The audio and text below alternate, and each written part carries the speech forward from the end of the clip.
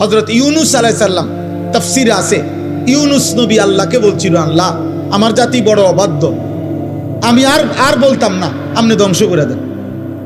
তখন তাফসীর আছে ইউনুস আলাইহিস সালামকে আল্লাহ বলছিলেন, ওই যে এখানে একটা লোক মাটি দিয়া মাটির পাত্র বানাইছে অনেকগুলো, তুমি একটু তার কাছে যাও তো। কুমার আর কি, কুমার। ইউনুস আলাইহিস সালাম ওই লোকটার কাছে গেছেন। তা আল্লাহ বলছেন, ইউনুস ওই বেটারে শুধু একটা কথা বলো, যে সে যে এই মাটি দিয়ে মাটির পাতিল বানাইছে, এরকম তার হাতের বানানো একটি মাটির পাতিল ভেঙে ফেলতে বলো, তারে ভাঙ্গে লাইতে। ইউনুস আলাইহিস সালাম বলছে, হে ভাই, আপনি আপনার বানানো এই মাটির পাতিল থেকে একটি পাতিল ভেঙে ফেলেন। তখন ওই কুমার সে বলছে, এই মিয়া, আমার নিজের হাতের বানানো মাটির পাতিল আমি ভাঙবো কেন? বোকা নাকি আমি?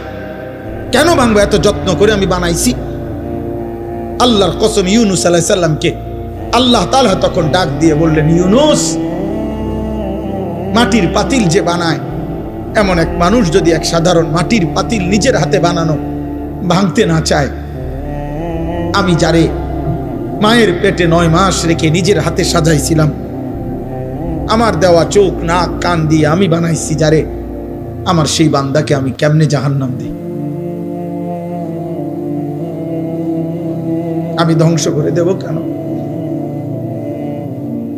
ও যদি তার মাটির পাতিল ভাঙতে না চায়, আমি আমার এমন যত্নে গড়া বান্দাকে জাহান্নাম দেব কেন?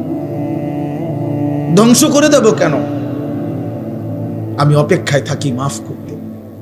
আমার বান্দা কোনোদিন যদি 1 ফোঁটা রাত গভীরে চোখের পানি ফেলে, আমি ওরে মাফ করে দেব। যদি বলে বান্দা আল্লাহ গুনাহ অনেক বেশি, আল্লাহ বলবে সমুদ্রের ফেনার চাইতেও বেশি। বান্দা বলবে না। আল্লাহ বলবে আসমান পরিমাণ উচ্চতার চাইতেও বেশি। বান্দা বলবে না। তা আল্লাহ বলবেন, বান্দা আমি তো আসমান ছোঁয়া পর্যন্ত গুনাহ মাফ করতে রাজি, আমি তো সমুদ্রের ফেনার চাইতেও বেশি গুনাহ মাফ করতে রাজি। এত সুযোগের পরেও যে বান্দা আল্লাহকে ডাকে না, সেজদা করে না, গুনাহ মাফ চায়, ঠিক আছে বদনসিব, তুমি তোমার জীবন চালাও। কে কার জন্য আটকাইবে? আল্লাহ কারো জন্য কেউ আটকায় না। আমি আবারও বলছি, শেষ কথা, কিশোর যুবক মনে রাখো, স্বার্থপর এই দুনিয়া এত যান্ত্রিক, দুনিয়া এখন এত কঠিন বাস্তবতা যে আপন জনরাও ব্যস্ত, যার কারণে তুমি যদি নিজে নিজে নষ্ট হইয়া চরিত্রহীন হইয়া যাও, পচ্চা গইল্লা গন্ধ ছোটে, তোমারে কেউ টাইনা ধরবে, কেউ ফিরাইব, এই টাইম কারো হাতে না। আমার এই কথা এক ছেলে হলে মনে, বাস্তবতা বড় কঠিন এখন। কারণ মানুষের এখন উপার্জন দরকার বেশি। 10 টাকার পণ্য 1000 টাকা। মানুষ, আমরা আগে পুরা বাড়ি, মনে করেন আমাকে মুরব্বীরাও বলবেন, আমরাও তো ছোটবেলায় দেখছি, পুরা বাড়ি বাপ চাচা জেডা প্রত্যেকের ঘরের মানুষ যদি মিলে 30 জনও হয়, 40 জনও হয়, তো পুকুরের কোনাত বাথরুম নাকি, ওইখানেই তো পুরা বাড়িওয়ালারা গেছে না? তাহলে আগে তো এইভাবে জরুরত ছাড়ছে, কিন্তু এখন 6টা রুম 6টা বাথরুম। কথা বলে না? 4টা রুম 4টা কি বাথরুম, প্রত্যেক রুম অ্যাটাচড বাথরুম। তাহলে এই ব্যক্তির খরচ বাইরে গেল কি? খরচ বেড়ে গেল না? তার বিল্ডিংটার খরচ বাইরে গেল না? এখন সব কিছুতে মানুষের এখন সম্পদ দরকার বেশি, টাকা, উপভোগ। মুশরিকরা এই পাশ্চাত্য এত বেশি চাকচিক্য করে দুনিয়া আমাদের সামনে দিচ্ছে, প্রতিনিয়ত প্রযুক্তি, গতি, আরো রং ঢং, যার কারণে মানুষ বেহাল, আরো টাকা দরকার। তাহলে এখন কে কার সময় নিবে? এই জন্য বাবা আজকে 15 দিন না, আজকে 1 বছরও বাপে জানে না তার ছেলে যে 1 ওয়াক্ত নামাজ পড়ে। এবারও সময় নেই। এবার এক কথা, যা টাকা লাগে তোর মার কাছে রাখিয়া গেছি, টিহা নিস, পেটের বুক লাগলে ভাত খেয়ে যাইস। এবার তোর মতো করে তুই বড় হ আব্বা, তুই মানুষ হ, নইলে জানোয়ার হ, নয় নারী দেখ, নয় ছবি দেখ, নয় জিনা কর, বেবিচার কর, মদ খা, নয়তো জুয়া খেল, অসৎ বন্ধুদের সাথে, তোর চুল তোর মতো, তোর চেহারা তোর মতো, কিসের আল্লাহ, কিসের খোদা, কিসের নবী, কিসের রাসূল, তোর মতো তুই যা। কারো হাতে সময় নেই, কারো হাতে সময় নেই। এই হলো মূল বিষয়। আগে আমরা মনে আছে দুপুর 2টা বাজে গেছে, নানার বাড়িতে বেড়াইতে গেছি, তো এখনো ভাত খাইতে যাই নাই, ছোট মামা আইছে, বড় মামার বড় ছেলে, মামতো ভাই উনি আইছে, ছোট্ট মামতো ভাই একজন আইছে, সবাই খুঁজে দৌড়াদৌড়ি, হ্যাঁ তাড়াতাড়ি ভাত খাইতে যাইতে বলছে। আর বাড়িতে গেছি আর সবাই মিল্লা দমকানি, দুষ্ট হয়ে গেছ, 2টা বাচ্চা গেছে, অন্য ভাত খাইতে আইও না। তাইলে কথার কথায় সবাই টেনে ধরছে, আজ আর টেনে ধরার কেউ নাই। ফলে সংখ্যাগরিষ্ঠ ছেলে পেলে নষ্ট হওয়ার পিছনে অভিভাবকের এই গাফলতি আর খামখেয়ালি প্রচন্ডভাবে দায়ী, যার কারণে ছেলেদের অধিকাংশের চেয়ে, আপনি দেখেন এখানে আপনি ছেলেগুলোর দাঁড় করায় দেখেন, জিজ্ঞাসা করেন বাবা তোমার চুলটা কার মতো, সে বলতে পারবে না। একটা ছেলেকে বলেন যে বাবা তুমি আজকে সারা দিনে যে পেশাব করছো, পানি নাও নাই, টয়লেট পেপার ব্যবহার করো নাই কেন? আর এটা তুমি কি একবার কুত্তা দেখছো যে কুত্তার সাথে মিলে নাকি মানুষের সাথে মিলে? তুমি একটাবার দেখো।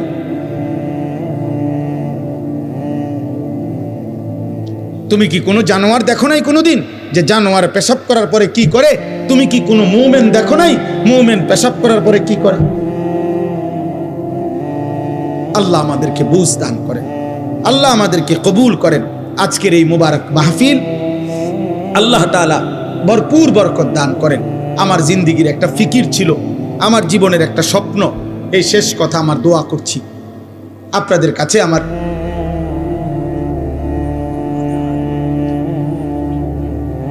আমাদের প্রত্যেকেই, আমার একটা জিন্দিগির ইচ্ছা আকাঙ্ক্ষা, আমরা প্রত্যেকেই যেন আলহামদুলিল্লাহ এই কিশোর নওজোয়ান মুসলমানের সন্তান, এরা যেন আল্লাহমুখী হয়, আখিরাতমুখী হয়। আপনাদের রাত গভীরে অভিভাবকদেরকে আমি বললাম, আপনারা যারা আসছেন কষ্ট করে, ছেলেরা যারা আয়োজন করেছেন, আল্লাহ আপনাদের সবাইকে ভালো রাখেন, কবুল করেন, বলেন আমিন, বলেন আমিন। কিশোর যুবক ভাই, তোমরা যারা 30 বছরের নিচে, তোমাদের কাছে আমার বিশেষ অনুরোধ, আল্লাহর ওয়াস্তে নামাজ পড়ো, ফজরের নামাজ পড়ো। এমন সুন্দর জীবন রাত, এমন সুস্থ সবল যৌবন আমার আব্বা নষ্ট করে দিও। হয়তো কেউ বলবে না, হয়তো কেউ ফেরাবে না, একদিন তুমি কোথাও না কোথাও থামতে হইবে, একদিন তোমাকে স্টপেজ দিতেই হবে। বাস যত দ্রুত গতিতেই চলে তার একটা অবশ্যই স্টপেজ আছে, বিমান যত দ্রুত গতিতেই চলুক তার একটা গন্তব্য আছে, একখানে না একখানে থামতে হবে। হয় ফুয়েল শেষ হয়ে যাবে, আর নয়তো কল কবজা দুর্বল হয়ে যাবে। থামতেই হবে বাপ, আজ না হোক কাল। সেই থামার পরে 40 বছর পরে, 60 বছর পরে, কিংবা কবরে যদি পিছন দিকে তাকায় দেখি নেকি বলতে কিছু নাই, গুনার কোনো শেষ নাই, কি হবে তখন? কি হবে তখন? কবর। এজন্য চলো নিয়ত করি, আমরা ইনশাআল্লাহ নামাজ পড়ব। আল্লাহ সবাইকে তৌফিক দান।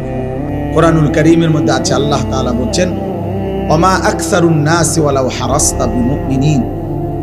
সূরা ইউসুফের মধ্যে আছে, নবী সাল্লাল্লাহু আলাইহি সাল্লামকে আল্লাহ বলছেন, আপনি যতই চেষ্টা করেন, যতই আবদার করেন, আপনি যত আকাঙ্ক্ষাই করেন, অধিকাংশ লোক ইমানদার হবে না। আল্লাহ বলছেন অধিকাংশ লোক ইমানদার হবে না। আল্লাহর ফয়সালা এটা।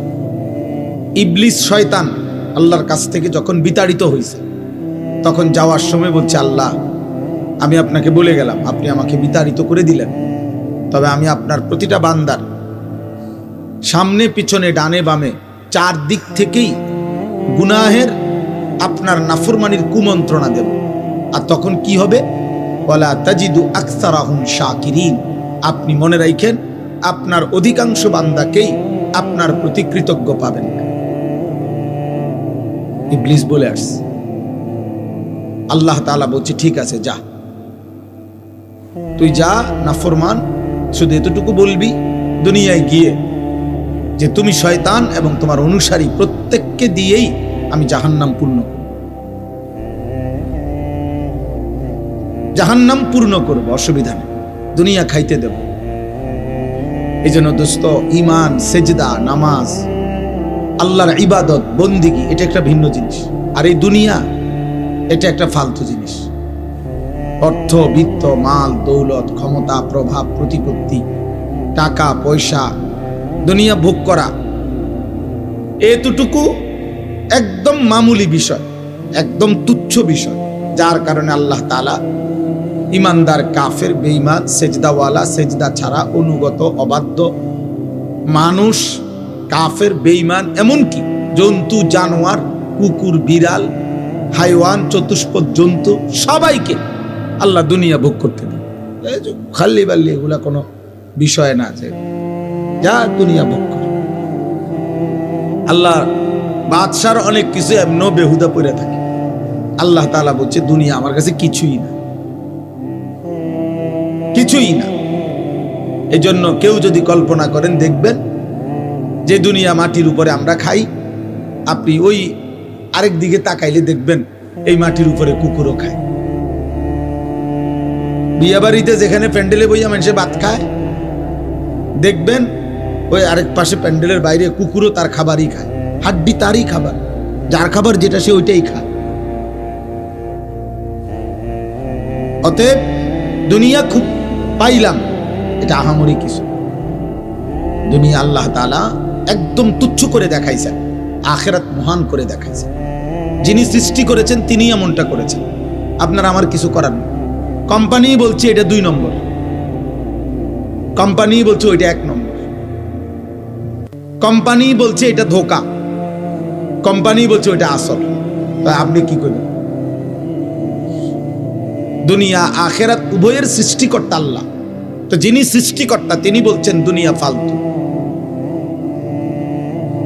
আমাল হায়াতুদ দুনিয়া ইল্লা লাইবুন ওয়া লাহবুন, আল্লাহ বলছে দুনিয়ার জীবন আর কিছুই নয়, শুধুই খেলাধুলা এবং তামাশা। আল্লাহ কোরআনে বলছে ওমা হাদিহিল হায়াতুদ দুনিয়া ইল্লা লাহবুন ওয়া লাইব, দুনিয়ার জীবন আর কিছুই নয়, শুধুই তামাশা, শুধুই খেলাধুলা। আল্লাহ তাআলা কোরআনুল কারীমে বলছেন ওমাল হায়াতুদ দুনিয়া ইল্লা মাতাউল গুরুর, দুনিয়ার জীবন শুধুই ধোঁকা। আল্লাহ বলছে, এই কথাটা বারবার বলছে, দুনিয়ার জীবন শুধুই ধোঁকা, ধোঁকা, গুরুর, গুরুর, ধোঁকা। এখানের হাসিটাও ধোঁকা, এখানের কান্নাটাও ধোঁকা। যে এখন হাসে ও বাচ্চার মতো, দেখেন একটু পরে কাঁদবে। যে বাচ্চা কাঁদে একটু পরেই একটা চিপস দিলে ও আবার হাসবে। এই জন্য দোস্ত, দুনিয়া ধোঁকা। এখানে আলোর পিছনে অন্ধকার আছে, এখানে রোদের পিছনে বৃষ্টি আছে। অতএব বারবার এই কথা কোরআনুল কারীমের মধ্যে আছে। মানে আমার কথা হলো এই কথাটা বুঝানো যে আল্লাহ দুনিয়াকে তুচ্ছ করে দেখাইছে, আখিরাতকে মহান করে দেখাইছে। আল্লাহ তাআলা বলেন ওয়ালা দারুল আখিরাতু খায়রুল লিল্লাযিনা ইয়াত্তাকুন, আখিরাতের ঘর জান্নাতি হচ্ছে মুত্তাকিদের জন্য উত্তম। ওয়া ইন্নাদ দারাল আখিরাতা লাহিয়াল হায়াওয়ান, আল্লাহ বলছে আখিরাতের ঘর জান্নাতি হচ্ছে জীবন, বেঁচে থাকার সার্থকতা।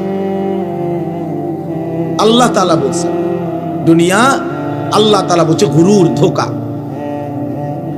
যুয়্যিনা লিন-নাসি হুব্বুশ শাহওয়াত মিনান নিসা ওয়াল বানিন ওয়াল কানাতিরিল মুকান্তারাতি মিনাদ যাহাবি ওয়াল ফিদ্দা ওয়াল খাইলিল মুসাওওয়ামাতি ওয়াল আনআমি ওয়াল হারস। আল্লাহ তাআলা বলেন, বান্দা তোমার জীবনের সৌন্দর্যের যত আয়োজন এ আমার দেওয়া, নারীর সৌন্দর্য, স্ত্রীর আমার দেওয়া, ছেলে মেয়েদের সৌন্দর্য আমার দেওয়া, অর্থ উপার্জনের নেশা আমি আল্লাহর দেওয়া, আমি আল্লাহর দেওয়া, চারিদিকের এই যানবাহনের সৌন্দর্য আমি আল্লাহর দেওয়া, চতুষ্পদ জন্তু জানোয়ার আমি আল্লাহর দেওয়া, সমস্ত ফল ফসল ক্ষেত উৎপাদন আমি আল্লাহর দেওয়া। যালিকা মাতাউল হায়াতিদ দুনিয়া, এগুলো শুধুই কেবল দুনিয়ার জন্য উপকরণ। আল্লাহু ইনদাহু হুসনুল মাআব, আর আমি আল্লাহর কাছেই হচ্ছে আখিরাতে উত্তম প্রত্যাবর্তন। সাফ সাফ কোরআনের আয়াত, আপনি না বুঝলে কারোই কিছু করার নেই। আপনার কাছে টেলিভিশনের খবরের বিশ্বস্ততা আছে, আপনার কাছে সংবাদ পাঠিকা কোনো নারী সংবাদে চ্যানেলে খবর বললে সেটার মধ্যে আপনার কাছে নির্ভরতা আছে, হতেই পারে আমার কাছে আমার মালিকের কথার বিশ্বাসযোগ্যতা আছে। রাসূলুল্লাহ সাল্লাল্লাহু আলাইহি ওয়াসাল্লাম বলছেন, আল্লাহর কাছে দুনিয়া মাছির ডানা পরিমাণ মূল্য নেই। নবী সাল্লাল্লাহু আলাইহি ওয়াসাল্লাম বলছেন, আল্লাহর কাছে দুনিয়া কান কাটা মরা ছাগলের সমান মূল্য নেই। হাদিস, বিশুদ্ধ হাদিস। নবী সাল্লাল্লাহু আলাইহি সাল্লাম বলেছে আল্লাহর কাছে দুনিয়া মালউনা, অভিশপ্ত। ওয়া মালউনুন মা ফিহা, সব অভিশপ্ত। আল্লাহ বলছে দুনিয়া, নবীজি বলছেন দুনিয়াতে সম্মানিত কেবল 4টি জিনিস। জিক্রুল্লাহ, আল্লাহর জিকির, যে জবান আল্লাহর জিকির করে সে সম্মানিত। ওমা ওয়ালাহু, যত আমল আল্লাহর ঘনিষ্ঠ বানায়, যত ইবাদাত, যত বন্দিগি, ওটা সম্মানিত। 3 আলিমুন, কোন আলিমে দ্বীন, সম্মানিত। 4 মুতাআল্লিমুন, কোরআন সুন্নাহর ইলম শিখে যে আল্লাহর নবী হচ্ছে সে সম্মানিত। আর কোনো কিছু দিয়ে কেউ তৃপ্ত হওয়া এটা সম্মানের বস্তু না, উপভোগের বস্তু হইতে পারে, ক্ষণিকের।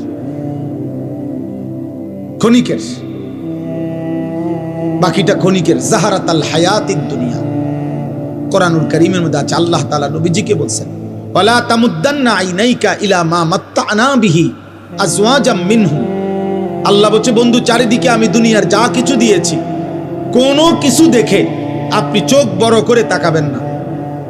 বাপ রে, কিতারে এটা বিল্ডিং! আরে সুবহানাল্লাহ, গাড়ি নি কত হইব দাম চাই আন্দাজ কর? 80 লাখ মনে হয় না বেটা, 1 কোটি। চোখ বড় করে এমন ভাবে তাকাইতেছে করে, বিরাট কিছু। 80 লাখ টাকা দামের গাড়ি, 80 লাখ টাকার দামের গাড়ি দিয়া ইউরোপে ছাগল টানে, জাপানে 1 কোটি টাকা দামের গাড়ি দিয়ে ঘাস টানে, ঘাস। ইটালি, অস্ট্রেলিয়াতে হেলিকপ্টার দিয়া খেতে সার দেয়। হ্যাঁ, আমার পরিচিত ঘনিষ্ঠ একজন এই বাংলাদেশের প্রবাসী, অস্ট্রেলিয়া থাকে, উনি সার দেয় খেতে এই হেলিকপ্টার দিয়ে। ওনার চাকরি এটা। ওনার আমি জিজ্ঞাসি আপনি কি করেন? আমি হেলিকপ্টার দিয়ে সার দেই। আমরা বাংলাদেশে হেলিকপ্টার দিয়ে সার দিব কোন বছর? এই 12 তারিখের পর, 13-14 তারিখের দিকে দেখি প্রত্যেকের বাড়িতে অটো উড়াইয়া নিয়া সরকারিভাবে হেলিকপ্টার দিয়ে যাবে। উন্নয়নের জোয়ারে সকলেই আশা করা যায় হেলিকপ্টার দিয়ে সার দিতেন।